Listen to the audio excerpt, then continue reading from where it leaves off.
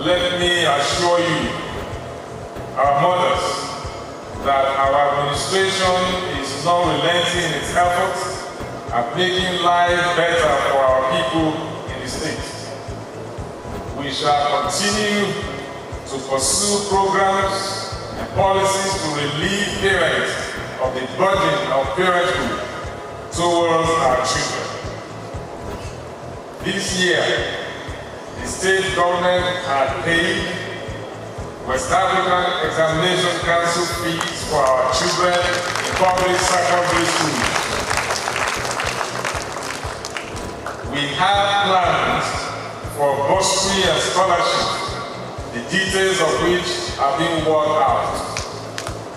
The state government has set up Agriculture and Food Security Committee that is doing a good job. Our commitment to ensuring that no family goes to bed hungry in Ondo State is total.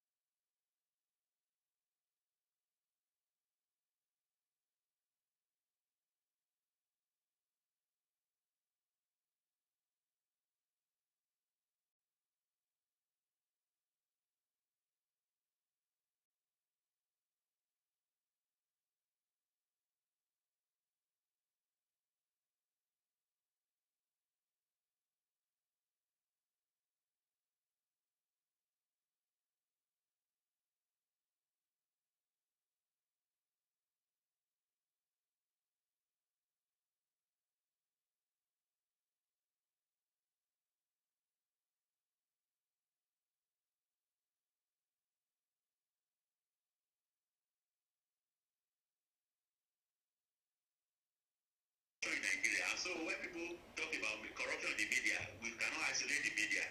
It is the gross leadership failure in Nigeria that is now we are seeing the effects in all spheres of our human endeavors in Nigeria.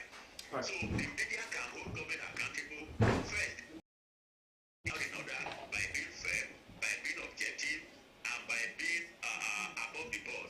We have ethics of our profession. If you take code ethics for Nigerian journalists, if we take a look at these codes, they rightly prescribe what we should do and what we should not do. So if we abide by the ethics of our profession, government will respect us, the people will respect us, and we'll be able to hold government accountable. Well, Nigerians, I've said it over and over, if we continue to blame Nigerians are disillusioned. Nigerians are now, they have lost faith in government. Why? Because of poverty, because of hunger, because of disappointments of the past. Tinubu is not the first of the now to disappoint us, the Tinubu government, so we should not isolate his government. But he's in the saddle now. And so, Nigerians, they now look for an opportunity, the next opportunity they will have to also steal from the government port. They call it the national cake. Dr. Abimbola, let's close this conversation quickly because of our time. You are also in the lecture room, and by virtue of that, you're bringing up the next generation of media practitioners where you are. And the question will be, we have perhaps different form of practice. Which one do you think Nigerians or Nigeria needs at this time, or perhaps in the next, say, 10 years? Is it development journalism we should focus really on? Is it investigative journalism? Is it solution journalism that would really move us forward in the country? Yeah, I opt for development journalism because if we do investigation, our investigations in the past, what have been the outcome? It's like a Nigerian society, they have even lost faith in integrity. They are not even expecting integrity in government. So we should look for development journalism that will be participatory, that will be the citizens, that will make our audience also be part of the process of newsmaking, that will be part of the process of journalism. And so I opt for development journalism. We teach our students to let them know that it is when you have a society that you can practice. Right. It is when you have a country that you can practice. So if we don't survey to help our country, to put everything in national interest, we may just be writing our stories, and if once there is crisis or serious trouble in the land, we will not be free to practice to apply our. So I opt for development journalism, where we, the journalists and the upcoming journalists we are training, and the citizens themselves, we all collaborate to make media work and make government to serve the people that they are meant to serve and not their own pockets. All right, thank you so much, Dr. Benga Abimbola, for joining the conversation this week. For the country will be another conversation we have in the days ahead. Thank you so much for joining us on the program. The pleasure is mine. Good morning. Yes, I want you to take a break on the program this morning. When we return, we'll be joined by the Commissioner for Agriculture and Forestry in Ondo State. I'm going to talk more on what is happening in that sector. Thank you so much. Stay with us.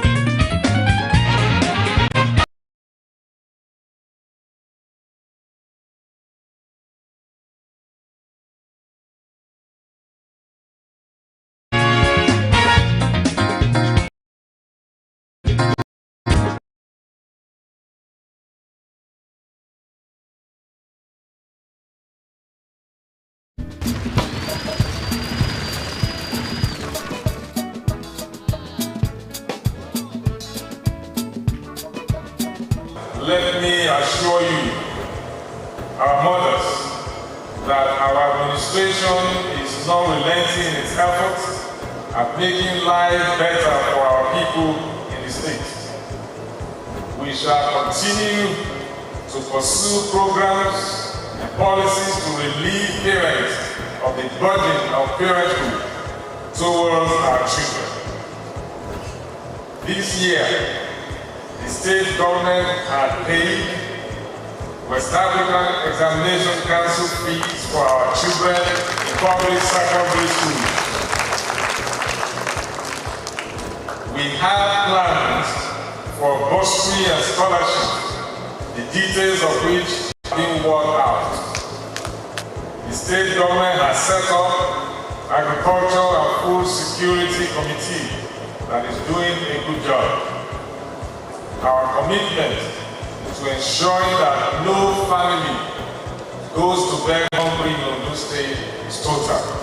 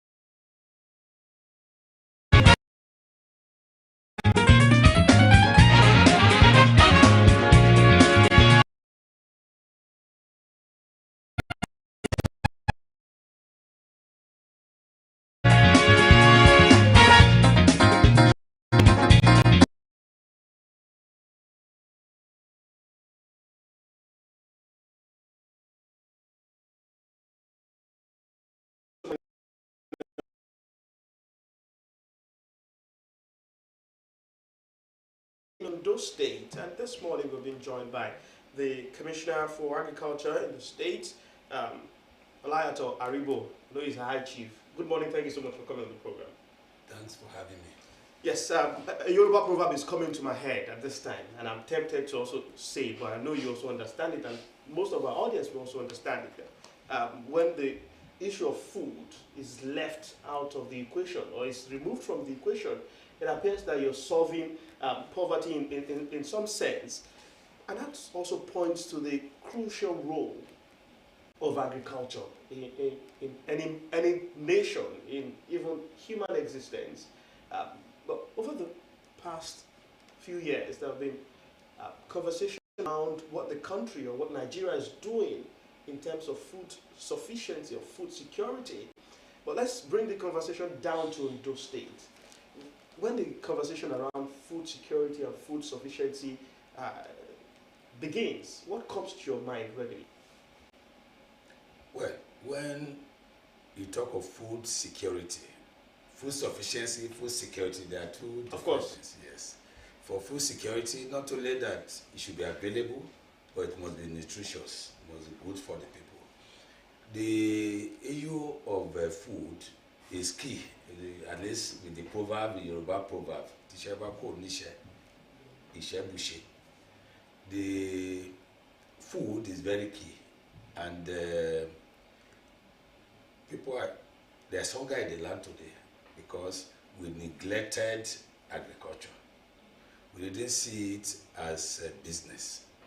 But as a ministry, we have identified about 3-4 challenges that we need to tackle to ensure that our people have food to eat. There's food security in our state and in the nation at large. The first one is that here in the southwest, we realize that we have thick forests, and clearing of land or land development, clearing, plowing, ridging, and co is very expensive.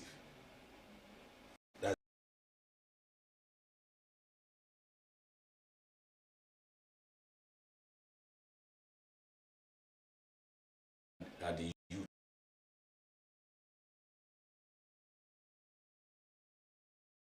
use technology like tractors, power tillers, all this farm equipment that will encourage our youth to go into farming. The third one is that we need to see agriculture as business. We need large-scale farming. We need to farm on a large scale for development of the people. And fourthly, we actually have to see that we plant all the year round. Because there are times we encourage this youth to go into farming, they will farm and there will be glut. Because they make losses, they will want to go back again. So if we are farming all year round, the government will buy whatever they are buying, they are producing, and when there is scarcity, we release it. Like the federal government releasing grains and coal to us now. Those ones were bought before and kept in silos. The last one is the issue of insecurity. We are all aware there's insecurity in the land and there's a need to tackle that area. How do we now plan to solve these 4 problems? One, recently the governor of Ondo State approved 1 billion for land clearing. We have discussed with tractor hiring companies and co, because that one, they see it as business, they will do the right thing, and the governor, the governor and the government has agreed to subsidize it at 25% for our farmers. So that's for land clearing. We clear, and we are going to clear in clusters. In clusters, you mean how? What I mean by clusters, we will also identify government land, government-owned land. We also have about 12 water boards in different local governments around the state. What I mean by water board, dam, abstractions where we have water that you can channel for irrigation. Yes, you can channel for irrigation. We clear around those areas. We channel those water to the various, to the land, and then divide this land to the various farmers in hectares, acres, depending on the ability of those farmers. And at the end of the day, because they are a cluster, they are together. We will also provide, because the government has also approved that there should be Amoteku rangers to not only those clusters, but for farmers generally. So they will also provide security for those farms, so that there is we will prevent cows and this coming to the place in the night to destroy their farmland. Okay, this farmer clusters, are they just going to be created, or there are existing farmers who have been farming together before? We have farmers. We have their list. Already we have a lot of people, close to 500 farmers who have actually applied for this farming land. So what we will do is to allocate it to them based on their capacity to plant grains, rice, vegetable, corn, and so on and so forth. And this are within 3 months interval. Okay. The other time you mentioned that there is a distinctive difference between food sufficiency and food security.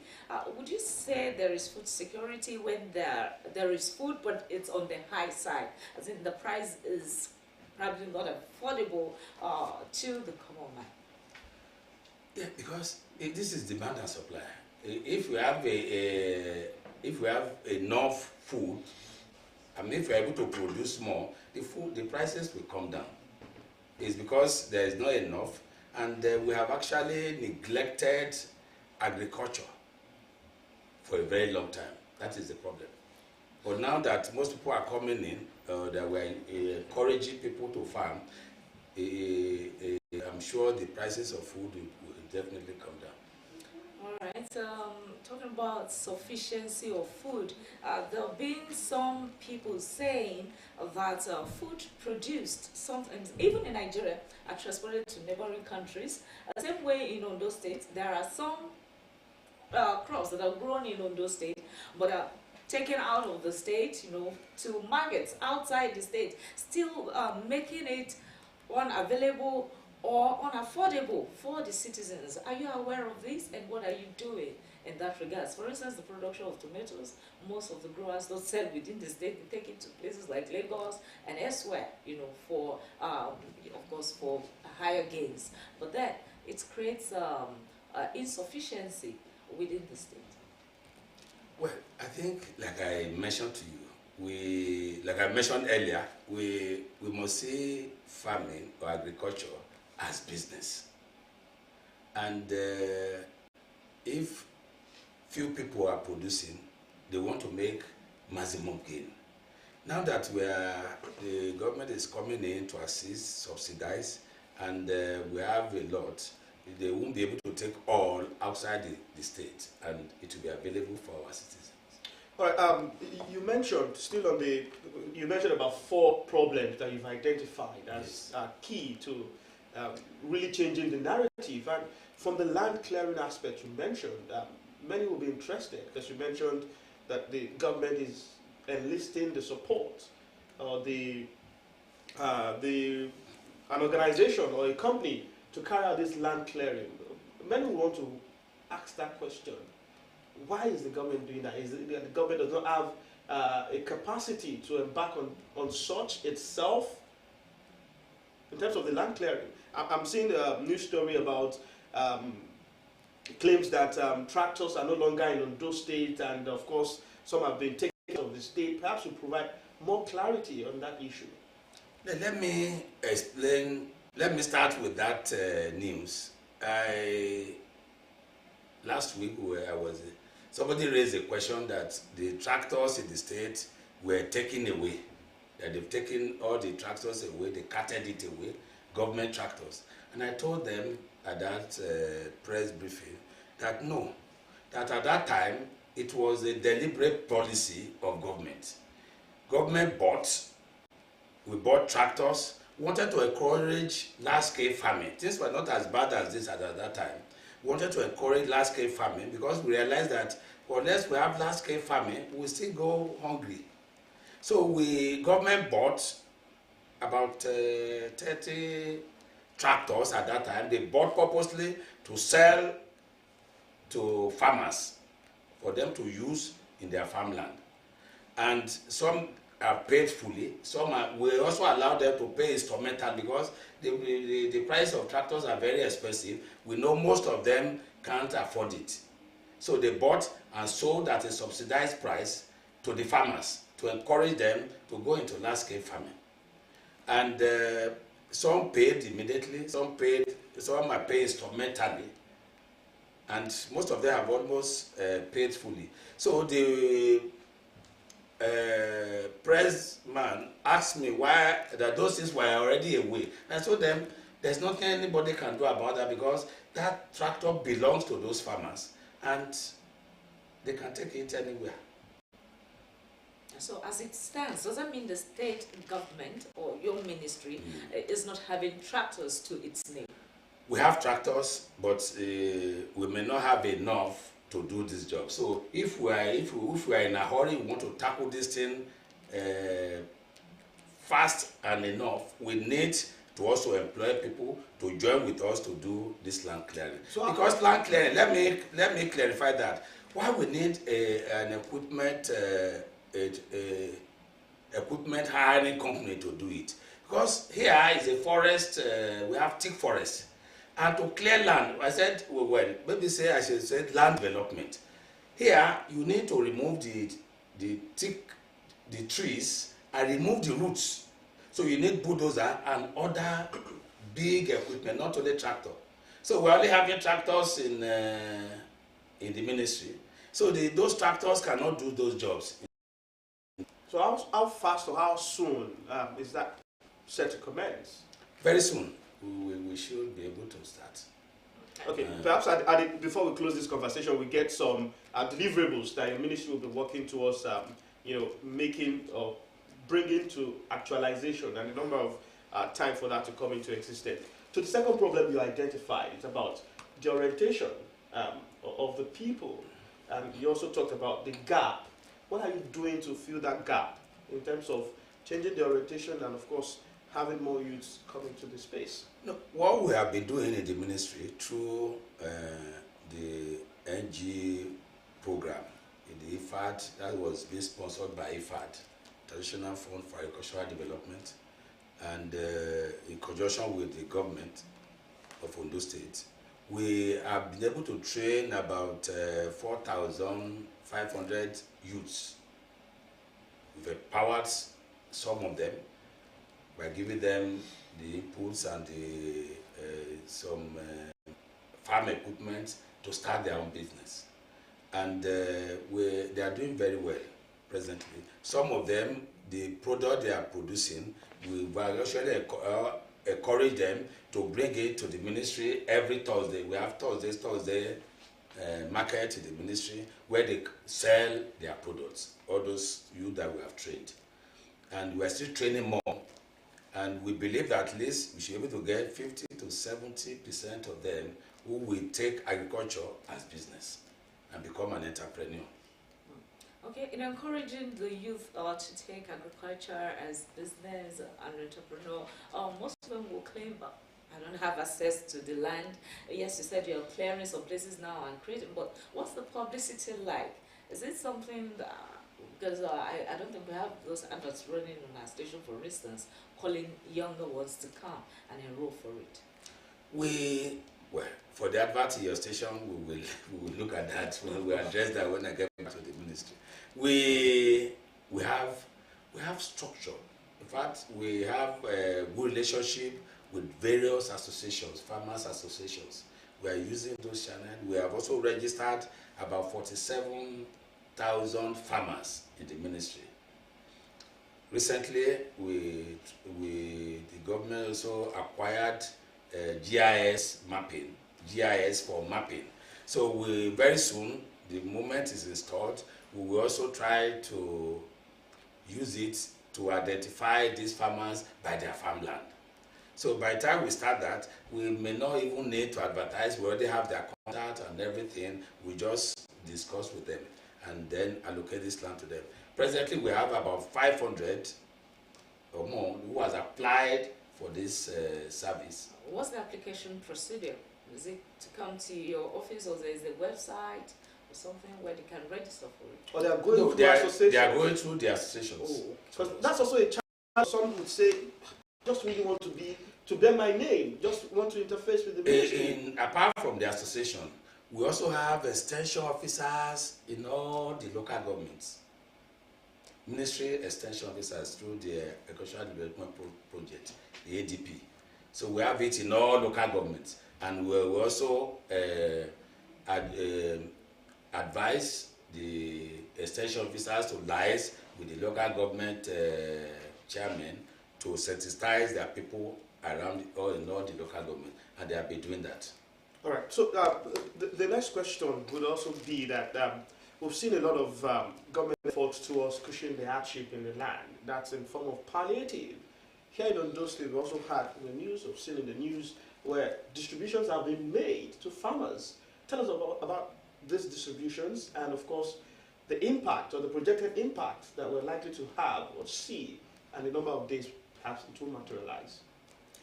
We received, or we distributed rice, maize, and gari. We received 20 trucks of, I know those ones also generated a lot of issues. 20 trucks of... I have to clarify them here too now. Yes, 20 trucks of rice. It's just, a truck is 600 bags of 50 kg, or 1,200 bags of 25 kg rice. So if you receive 20, that would be about 12,000 bags of 50 kg rice, or 24,000 bags of 25 kg rice. That's the 20, and that's exactly what we received, 24,000. And we distributed about 21,000 to all the local governments in the state. At least the least any local government received was just 1,000. The bigger local government like the Akure, Ondo, Owo, Okitipupa, and so on received more than some. Akure is about 1,006. All the other ones about 1,002. So making about 21,000.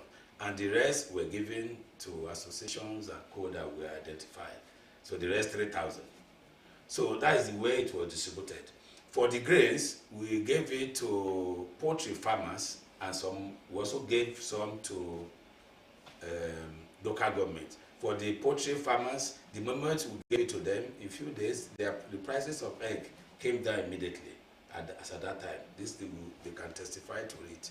So we distributed it to those ones for them, because that's their major input into the feeds for poultry. Gari, we received 3,000 plus, which we also distributed across the 18 local governments. So, because of our time, we're really running out of time. For all of these distributions, they also came with some equipment. Yes. Some equipment that was distributed. Are you ensuring that some of these implements are also working, staying in Ondo State, as against the last one where you said it was sold at subsidized rates to some farmers? Was this also sold to them? These are power tillers. They are smaller. Were they farm sold? equipment. No, this one we're giving free. At that time, we gave it, we sold it at subsidized price. But this one we're giving free to farmers. Power tillers and we're giving free. It was bought and we gave it to them free for them to use. So we are expecting that the result of some of this intervention of government will begin to materialize. For all of these associations that you're reaching out to, is there some form of agreement or some form of mandate you are giving them that, look, the government is supporting you in this area, free of cost or even at subsidized rates? There has to be a return on investment for government. And that return will be making food available for residents in Ondo State. Are you taking them on that? Definitely we are doing that. But like I mentioned to you earlier, we must see agriculture as business. If you are seeing it as business, Honorable Commissioner, and they are taking, because of business, because they are seeing getting intervention, say for instance, and it's supporting its people, and the people are seeing it as business. They get the support from Ondo State government. But hey, because of business, the people in Ondo State continue to cry for food while others eat fat. No. Is that not supposed to be let me explain that very well. The more we encourage a lot of people to go into farming and they produce more, demand and supply will come in, and prices of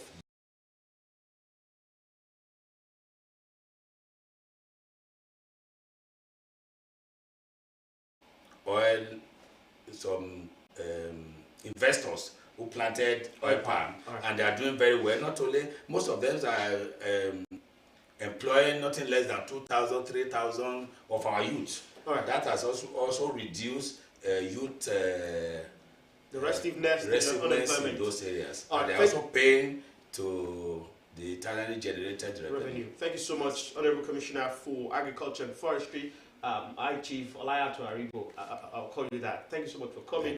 Also, want to let you know that this conversation is a continuous one, and we'll be looking forward to getting more updates from your ministry, from yourself, as to regards what exactly is happening in that sector. Thank you so much.